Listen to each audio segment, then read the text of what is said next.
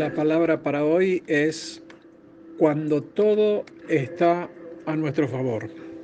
A veces nosotros creemos que tenemos todas las de ganar, que los planetas están alineados a nuestro favor, que son tan grandes las posibilidades que están en nuestras manos que nada puede fallar.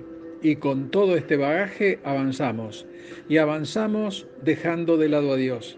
Y muy a nuestro pesar, cuando Dios no está en la ecuación, cualquiera sea esta, las cosas habitualmente no salen como las hemos planeado. Así se encontraba el rey de Babilonia creyéndose supremo ante todos los mortales que lo circundaban, con un séquito de aduladores alrededor que hacían que él creyese que todo lo podía, que nada se le podía negar y que además debía ser adorado por todos los seres vivientes. Veamos, el rey Nabucodonosor había hecho una estatua de oro y pretendía que al pasar la misma todos se postrasen y la adorasen, y el que no lo hiciese sería echado al horno de fuego ardiendo.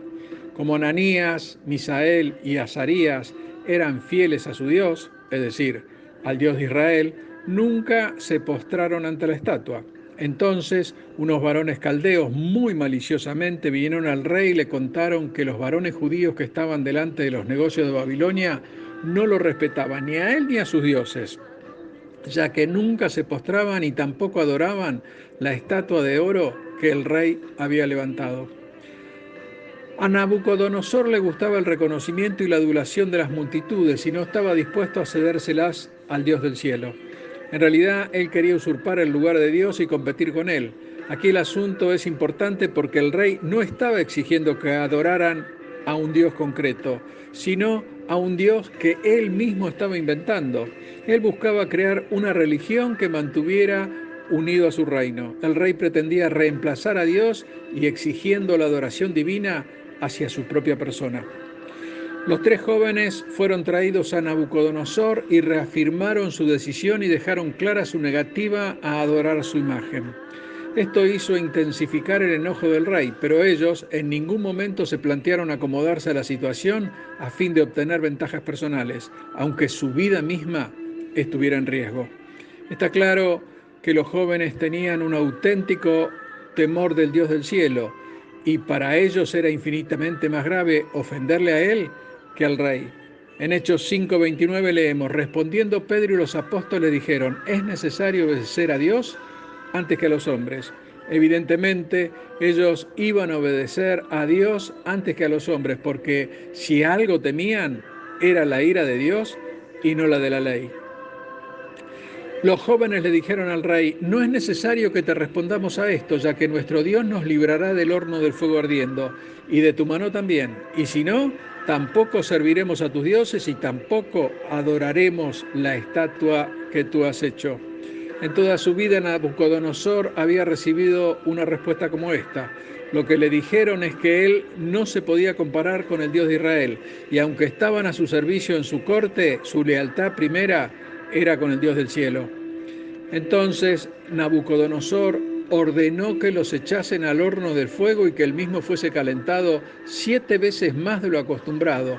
Y al echar a los jóvenes al horno, y como la llama estaba muy avivada, por la orden del rey de calentar más el horno, mató a los hombres que echaron dentro del horno a los muchachos, quienes habían sido previamente atados. Nabucodonosor se quedó esperando a ver cómo los 3 hebreos eran consumidos por el fuego, pero para su sorpresa lo que vio fue a 4 varones que se paseaban en medio del fuego sin sufrir ningún daño. No podía dar crédito a lo que sus ojos veían, así que mandó a sus consejeros que le confirmasen lo que había visto. El rey, en primer lugar, ve que los 3 varones estaban intactos y además se estaban paseando por el horno. Esta era una forma de expresar que Dios se burla del poder humano y aún hubo algo que le sorprendió más. Él había mandado echar a 3 varones, pero allí había un cuarto y lo identificó como el aspecto del cuarto era semejante al Hijo de los Dioses. Vemos que desde su perspectiva pagana él vio una apariencia que era sobrenatural y divina.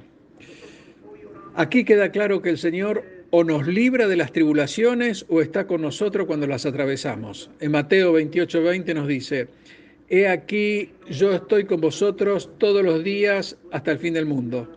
Dios nos conforta cuando pasamos por las pruebas y es por esta razón que cuando el rey se acercó para ver a los jóvenes, no los vio angustiados.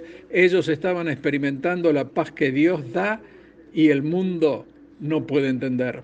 En Juan 14:27 nos dice, la paz os dejo, mi paz os doy. Yo no os la doy como el mundo la da. No se turbe vuestro corazón, ni tenga miedo. Después de esto, Nabucodonosor se dirigió a ellos como siervos del Dios Altísimo, y de ese modo estaba reconociendo que el Dios al que ellos servían con fidelidad era el verdadero Dios, y ahora él sabía que ese Dios tenía poder para librar a los que confían en él, y ese Dios es el Dios de los judíos. Por último, es importante que tengamos en cuenta que estos hechos constituyen un incidente histórico, pero también son una figura profética del período de la Gran Tribulación. Nabucodonosor nos recuerda al Anticristo, este último gobernante mundial que exigirá que todos los hombres adoren su imagen. En 2 de Tesalonicenses 2:4 nos dice, el cual se opone y se levanta contra todo lo que se llama Dios o es objeto de culto, tanto que se sienta en el templo de Dios como Dios, haciéndose pasar por Dios. Y en Apocalipsis 13:8 nos dice, y la adoraron todos los moradores de la tierra cuyos nombres no estaban escritos en el libro de la vida del Cordero, que fue inmolado desde el principio del mundo. Hermano, debemos mostrar y debemos notar que estos tres jóvenes son un verdadero ejemplo para todos nosotros hoy. Ellos nos enseñan que el martirio es preferible a la apostasía. Y este asunto nos confronta inmediatamente con nuestra propia fe. Y la pregunta surge, ¿hasta qué punto estamos dispuestos a sufrir por defender nuestras convicciones cristianas frente a un mundo incrédulo? Dios te bendice. Amén.